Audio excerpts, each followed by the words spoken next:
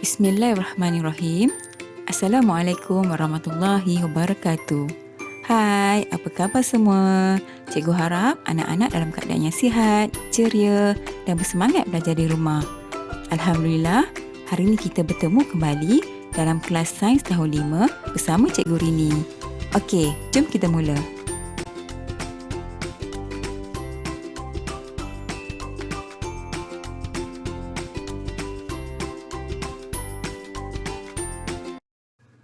Okey, mari kita teruskan pembelajaran hari ini dalam unit 1 iaitu tajuk kemahiran saintifik. Sebelum itu, kita imbas kembali pembelajaran kita yang lalu. Seperti mana yang kita ketahui, kemahiran proses sains adalah sebahagian daripada kemahiran saintifik. Terdapat 12 kemahiran proses sains yang mesti kita kuasai. Dan kita sudah belajar 6 kemahiran proses sains dalam kelas sebelum ini.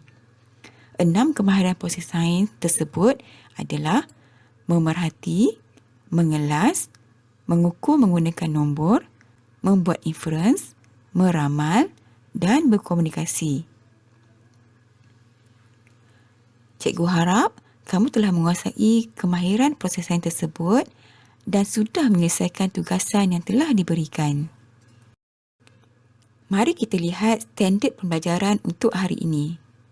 Kita akan belajar 6 lagi kemahiran proses sains iaitu menggunakan perhubungan ruang dan masa, mentafsir data, mendefinisi secara operasi, mengawal pemboleh ubah, membuat hipotesis dan mengeksperimen. Cikgu harap kamu dapat memberi tumpuan terhadap penerangan cikgu dan mencapai objektif pembelajaran iaitu menguasai 6 kemahiran proses sains tersebut. Okey, jom kita teruskan.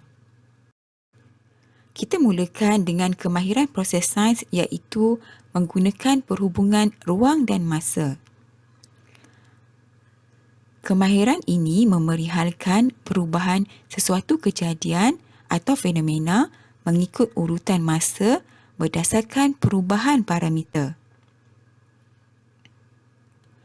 Maksud parameter adalah sesuatu yang boleh diukur. Contohnya, lokasi, arah, bentuk, jisim, isi padu, saiz dan panjang.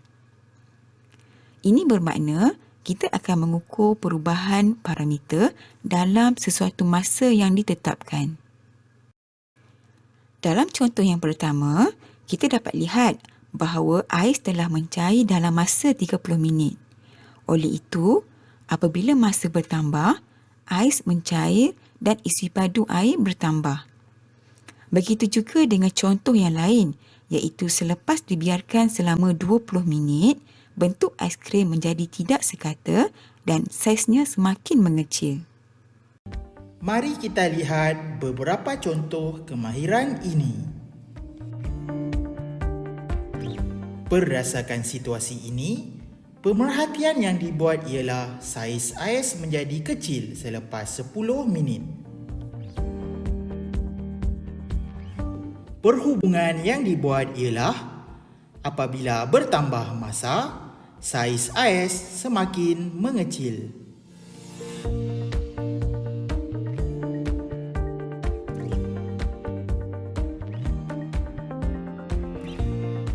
Dalam situasi ini, pemerhatian yang dibuat ialah ketinggian pokok bertambah selepas 2 minggu. Perhubungan yang dibuat ialah apabila bertambah masa, pokok semakin tinggi.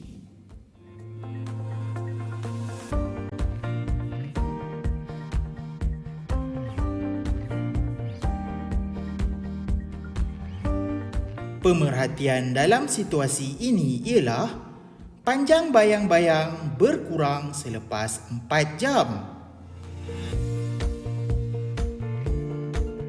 Dan perhubungannya ialah apabila masa bertambah, bayang-bayang semakin pendek.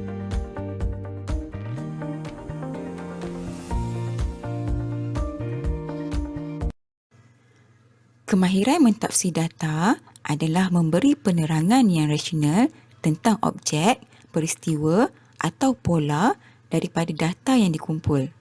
Data boleh dikumpulkan menggunakan carta pie, carta palang, carta pengelasan dan jadual.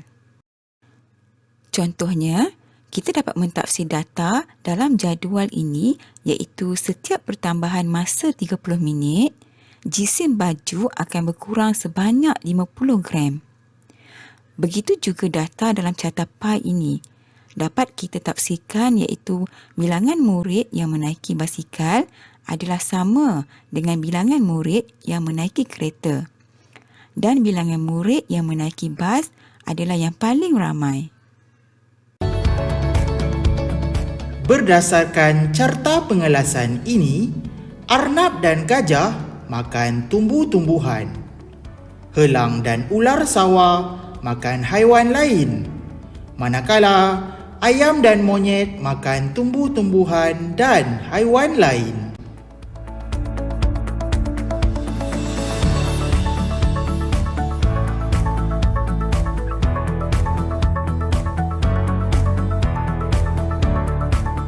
Jadual ini menunjukkan durian merupakan buah-buahan yang digemari paling ramai murid. Manakala tembikai ialah buah-buahan yang kurang digemari oleh murid.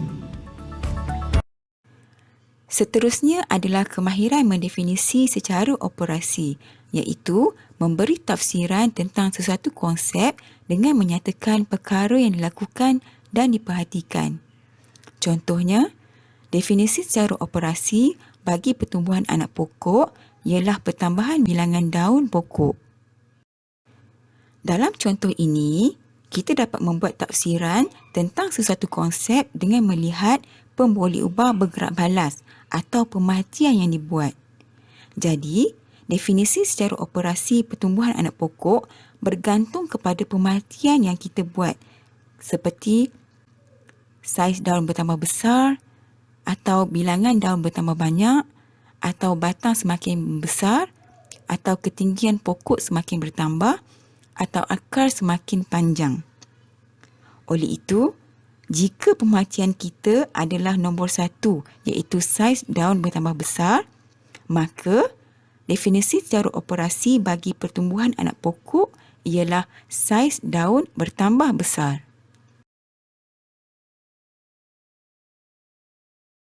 Michael dan Jeff berjoging di sekitar taman perumahan mereka. Michael ternampak 3 ekor siput berhampiran laluannya, lalu dia berkata, "Mari kita adakan perlumbaan siput." Michael dan Jeff mengambil siput-siput itu dan meletakkannya di atas laluan pejalan kaki. Jeff mengutip sebiji batu kecil dan melukiskan garis mula dan tamat di atas laluan pejalan kaki tersebut.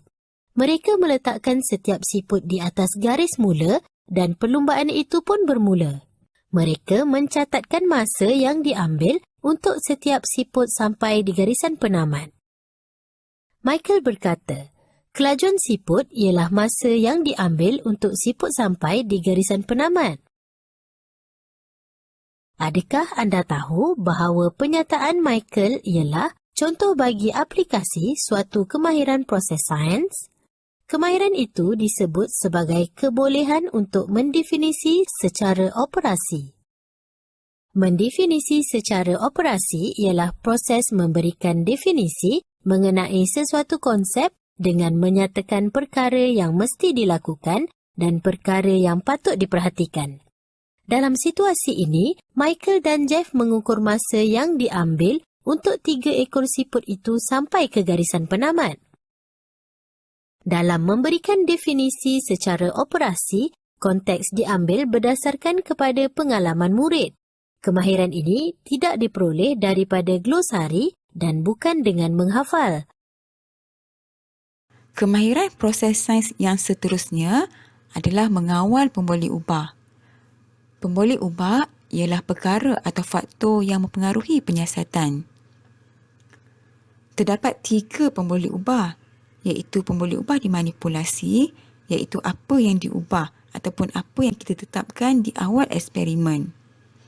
Yang kedua adalah pemboleh ubah bergerak balas, iaitu apa yang diperhatikan ataupun keputusan eksperimen. Dan yang terakhir adalah pemboleh ubah dimalarkan, iaitu apa yang ditetapkan ataupun apa yang sama dalam eksperimen. Biasanya pemboleh ubah dimalarkan ni boleh lebih daripada satu. Mari kita lihat contoh mengenai mengawal pemboleh ubah. Dalam gambar rajah, dapat diperhatikan bahawa terdapat dua buah bikar, iaitu bikar A yang mengandungi seekor ikan, manakala bikar B mengandungi 3 ekor ikan. Bilangan ikan yang berbeza ini adalah faktor yang kita tetapkan di awal eksperimen. Oleh itu, bilangan ikan dalam bikar adalah pemboleh ubah dimanipulasi. Bilangan ikan yang berbeza ini akan mempengaruhi keputusan eksperimen atau pemerhatian akhir.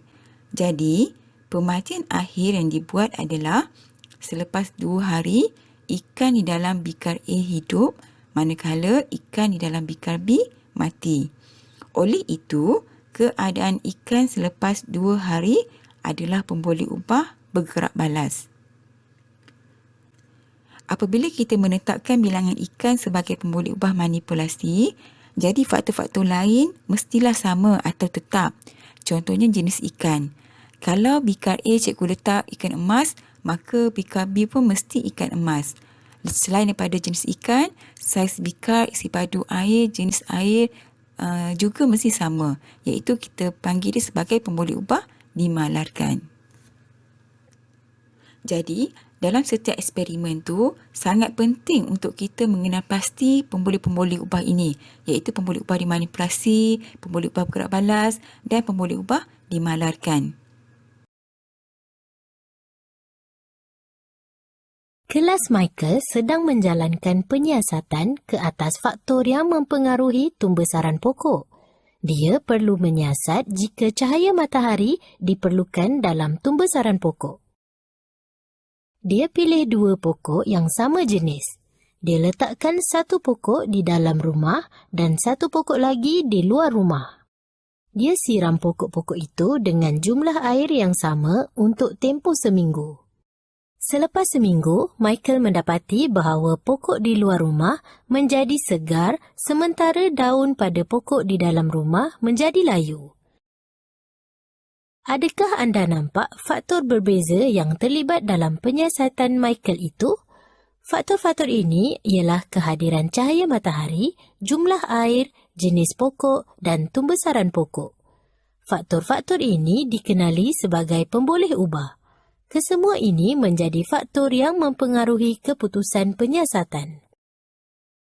Terdapat 3 jenis pemboleh ubah. Jenis pertama dipanggil sebagai pemboleh ubah malar atau tetap. Pemboleh ubah ini dikekalkan malar sepanjang penyiasatan. Dalam penyiasatan Michael, jenis pokok dan jumlah air ialah pemboleh ubah malar. Terdapat juga pemboleh ubah yang berubah dalam penyiasatan. Ini dipanggil sebagai pemboleh ubah dimanipulasi. Dalam penyiasatan Michael, jumlah cahaya matahari ialah pemboleh ubah dimanipulasi. Pokok di dalam rumah tidak menerima cahaya matahari, manakala pokok di luar rumah mendapat cahaya matahari. Akhir sekali, jenis pemboleh ubah yang terakhir ialah pemboleh ubah bergerak balas. Pemboleh ubah bergerak balas ialah pemboleh ubah yang diperhatikan sepanjang penyiasatan. Dalam penyiasatan ini, tumbesaran pokok ialah pemboleh ubah bergerak balas. Pokok di dalam rumah menjadi layu manakala pokok di luar rumah menjadi segar. Oleh itu, kita boleh membuat kesimpulan bahawa cahaya matahari diperlukan dalam tumbesaran pokok. Seterusnya adalah kemahiran membuat hipotesis. Kemahiran membuat hipotesis bermaksud membuat penyataan antara pemboleh ubah dimanipulasi dan pemboleh ubah bergerak balas yang difikirkan benar bagi menerangkan sesuatu atau peristiwa. Hipotesis dibuat sebelum penyiasatan dijalankan. Mari kita lihat contoh membuat hipotesis. Setelah kita mengenal pasti ketiga-tiga pemboleh ubah, iaitu pemboleh ubah dimanipulasi, pemboleh ubah bergerak balas dan pemboleh ubah dimalarkan, kita akan dapat membuat hipotesis dengan mudah mengikut kata kunci berikut. Kata kunci yang pertama adalah semakin corak PM, semakin corak PB. Corak adalah perkataan bertambah, berkurang ataupun menurun, meningkat dan tidak berubah. Kita boleh pilih perkataan yang sesuai dengan keadaan. Contohnya, dalam situasi ini, semakin banyak ikan, semakin cepat ikan itu mati. Jadi, hipotesis yang tepat adalah semakin bertambah bilangan ikan dalam setiap bikar, semakin bertambah cepat masa untuk ikan mati. Kata kunci yang kedua adalah jika corak PM, maka corak PB. Jadi, hipotesis yang sesuai adalah jika bilangan ikan dalam setiap bikar bertambah, maka masa untuk ikan mati bertambah cepat.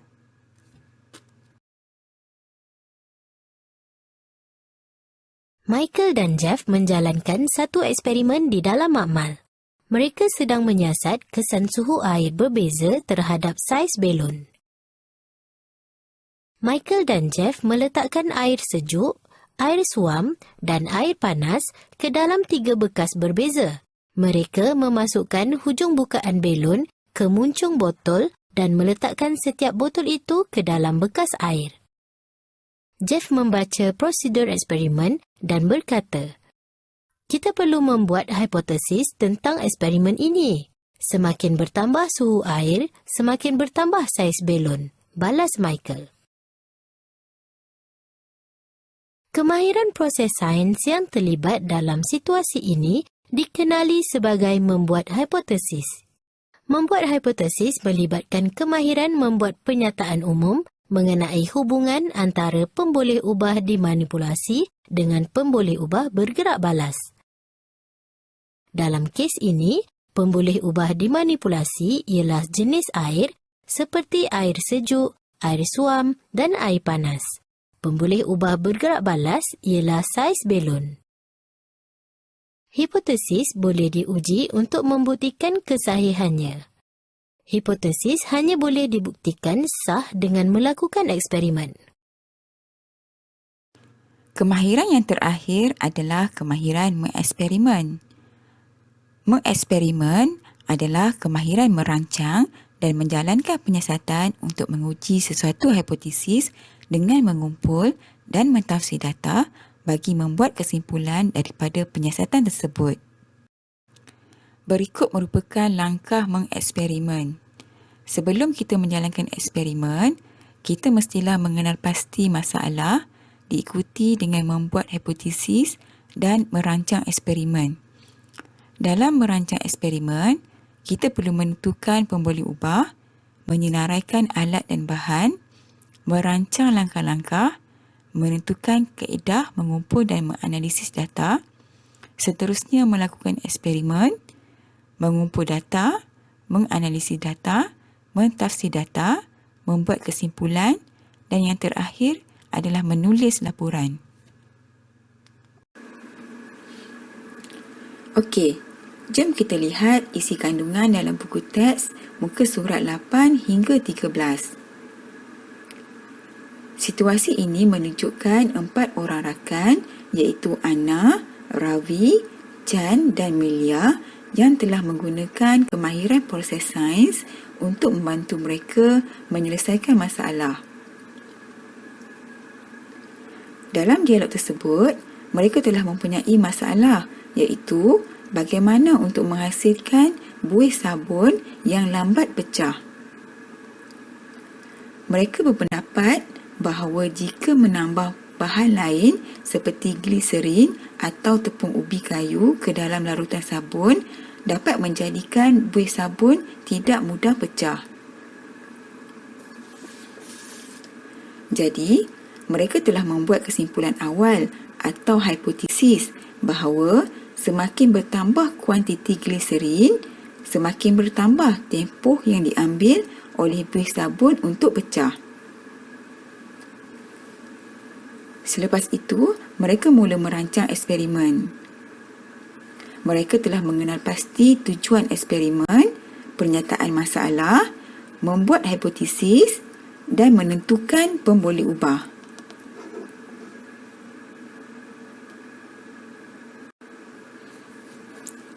Seterusnya, mereka telah menetapkan alat dan bahan yang sesuai untuk menjalankan eksperimen. Mereka juga telah menjalankan eksperimen dengan mengikut langkah-langkah yang telah dirancang. Melalui hasil eksperimen, mereka mencatat data yang diperolehi dalam bentuk jadual. Jadi, mereka dapat mentafsir data tersebut dengan mudah. Langkah terakhir, mereka telah membuat kesimpulan sama ada hipotesis awal tadi boleh diterima ataupun tidak. Daripada eksperimen tersebut, mereka juga dapat membuat perhubungan ruang dan masa selain dapat mendefinisi secara operasi. Berdasarkan pengalaman ini, mereka boleh merancang satu lagi eksperimen dengan memilih pemboleh ubah yang lain. Contohnya, menggunakan jenis cecair pencuci yang lain pula. Oleh itu, kemahiran proses sains adalah sangat penting diamalkan semasa menjalankan eksperimen supaya kita akan dapat keputusan eksperimen yang tepat. Alhamdulillah, kita sudah belajar tajuk kemahiran proses sains pada hari ini. Cikgu harap kamu dapat menguasai tajuk ini dengan baik. Okey, mari kita imbas sekali lagi 12 kemahiran proses sains yang mesti kita hafal.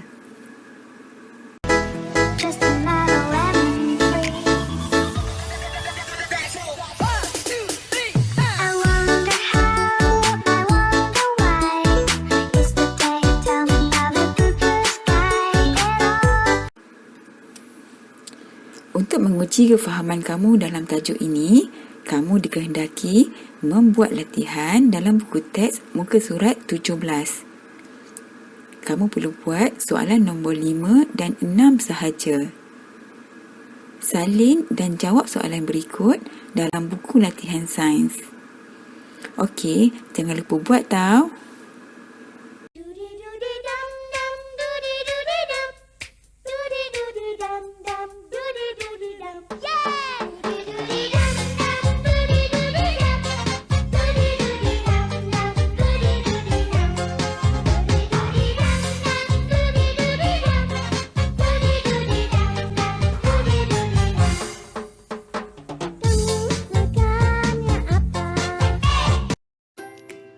Setakat ini dahulu pembelajaran kita pada hari ini. Jika kamu sudah menonton video ini, sila isi borang kehadiran dalam Google Form yang telah cikgu berikan. Semoga ilmu yang disampaikan memberi manfaat kepada semua. Kita jumpa lagi dalam kelas akan datang. Sekian, terima kasih. Bye-bye.